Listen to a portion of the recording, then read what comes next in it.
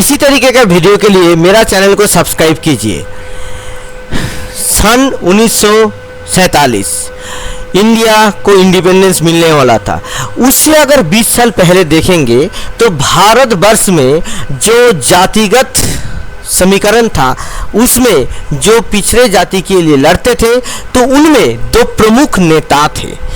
उनमें से एक थे B.R. अम्बेडकर जी और एक थे E.V. रामास्वामी जी जो पेरियार नाम से प्रसिद्ध हैं।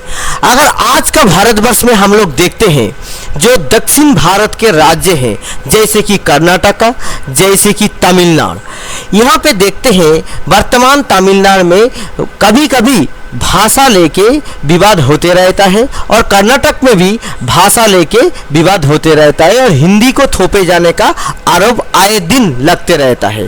तो इस समस्या का जड़ से समझने के लिए हम लोगों को समझना जरूरी है कि क्या हुआ था।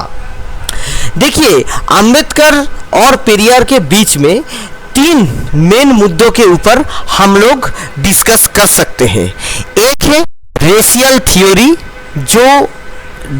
और एक है रिलीजियस व्यू और तीसरा है लिंग्विस्टिक व्यू। जो रेस के ऊपर, जाति के ऊपर यानी कि धर्म के ऊपर और जो लैंग्वेज के ऊपर जो व्यू था उसके बारे में देखिए, जहाँ पे अंबेडकर जी ये बोलते थे कि ये जो भारत का जो रेस है ये यहाँ पे हर कोई भारत का ही मूल निवासी है, बाहर से कोई आया नहीं है। उन्होंने जो आर्यन इन्वेशन थ्योरी है, जो बाहर से कोई आके और जो लोग बाहर से आके यहाँ पे किया है, इस चीज़ को नकारते थे और ये बोलते थे कि Brahmins are untouchables, Brahmins are Dravidian, then untouchables are also Dravidian, and if Brahmins are Aryan, untouchables are also Aryan. यानी कि हर कोई सेम ओरिजिन से है। यहाँ पे जो पेरियार थे वो इस मत का पोषण नहीं करते थे। वो क्या बोलते थे कि जो तमिलनाडु का जो लोग है वो एक रूलिंग क्लास है और उन्होंने जो एक देश, जो भारत का फीलिंग्स लेके, अगर धर्म का फीलिंग्स लेके, हिंदू धर्म का फीलिंग्स लेके अगर सोचने के वजह से उन लोगों का जो ऐतिह्य था वो खत्म हो गया। तो ये सबको छोड़ देना चाहिए और भारत में तमिलनाडु एज ए स्लेवरी चल रहा है। आप देख सकते हैं ये रामास्वामी जी का है। अगर आप खोलेंगे जो भी सोर्सेस है, विकिपीडिया, ये सब चीज़ अवेलेबल है, आपको मिल जाएगा आसानी से। देखिए, ये जो आर्यन इन्वेशन थ्योरी में अंबेडकर बोले हैं कि शूद्रज एज आर्यन एडमेंटली रिजेक्टेड इट। तो वो क्या बोले हैं कि शूद्र को आर्यन बोले हैं। और ये बात क्या है कि उन्होंने बोला है कि ये जो शूद्र जो है ये एक क्षत्रिय जो वर्ण था, इनका ही एक पार्ट है आर्यन सोसाइटी का। बाद में क्या हुआ, समाज में कुछ डिग्रेडेशन के वजह से ये लोगों ने क्या हुआ, ब्राह्मणिकल टिरनी के वजह से ये लोग शूद्र हो गए और सामाजिक ऑपरेशन हुआ। मगर ये लोग कभी बाहर से आए नहीं थे और ये जो आइडिया प्रोपागेट किया गया जो विदेशी हिस्टोरियन द्वारा, तो इनको अंबेडकर सरासर नकारते थे और बोलते थे कि जो आर्यन का जो होमलैंड था वो इंडिया ही था और जो दासूस का जो रिलीजियस ग्रुपिंग था वो डिफरेंट पीपल नहीं थे, वो सेमी पीपल थे, मतलब भारत का ही हिस्सा था।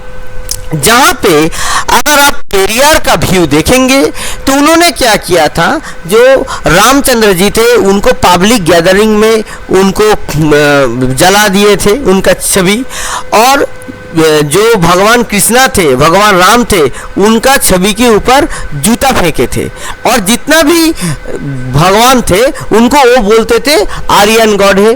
और उनका मत था कि आर्यन गॉड कंसीडर करते थे कि जो द्राविड़ा जो शूद्रज है सन ऑफ प्रोस्टिट्यूट, ऐसे कंसीडर करते थे।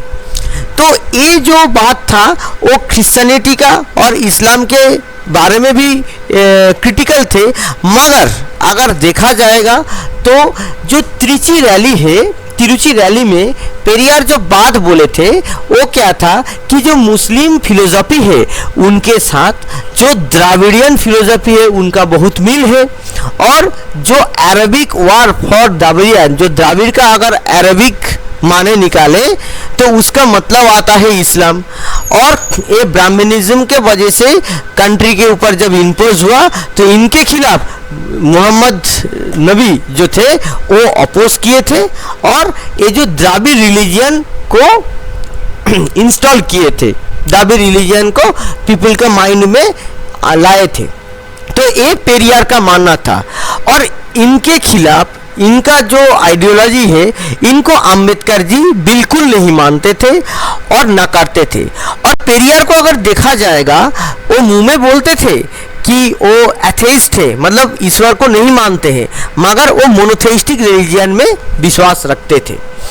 अंबेडकर और जो व्यू में जो था कि जो क्रिश्चियनिटी है, जो क्रिश्चियन जो धर्म है और इस्लाम जो है, ये दोनों इंडिया में ये कन्वर्सन नहीं होना चाहिए, क्योंकि उनका मानना था अगर क्रिश्चियनिटी से इनजस्टिस या भेदभाव हटता है तो अमेरिका में जो निग्रो लोग हैं यूनाइटेड स्टेट्स में, वो लोगों के ऊपर भेदभाव क्यों होता है।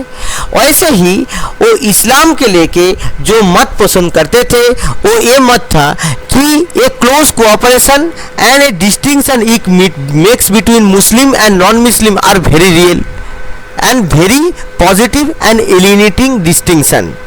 तो वो कन्वर्सन का अपोज करते थे इस्लाम में और क्रिश्चियनिटी में, और वो इसके साथ ऐसे भी बोले थे the danger of Muslim domination also become real if depress class converted into Islam. और क्रिश्चियनिटी के वजह से बोले थे, बारे में ये बोले थे कि it will help to strengthen the hold of Britain on the country. तो आप भली भांति देख सकते हैं कि पेरियार का और अंबेडकर का व्यू कितना अलग था रेस के बारे में। और 16 अक्टूबर 1956 को अंबेडकर मृत्यु का कुछ दिन पहले, कुछ हफ्ता पहले बुद्धिज्म में कन्वर्ट हुए थे, और वो इसीलिए कि जहाँ पे कास्टिज्म को हटाने के लिए।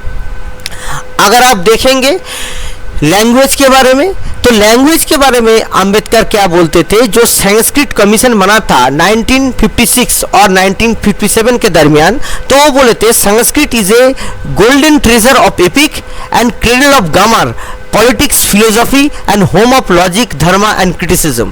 तो संस्कृत को बहुत ही प्रेज करते थे अंबेडकर जी, और वो चाहते थे देश में एक भाषा हो।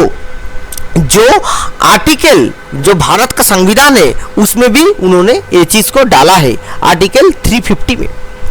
देखिए यहाँ पे रामास्वामी जो थे, पेरियार जो थे, वो ब्राह्मण को तो घृणा करते ही थे, उनके साथ जुड़ा हुआ जो भी चीज है उनको भी घृणा करते थे, तो संस्कृत को भी वो घृणा करते थे।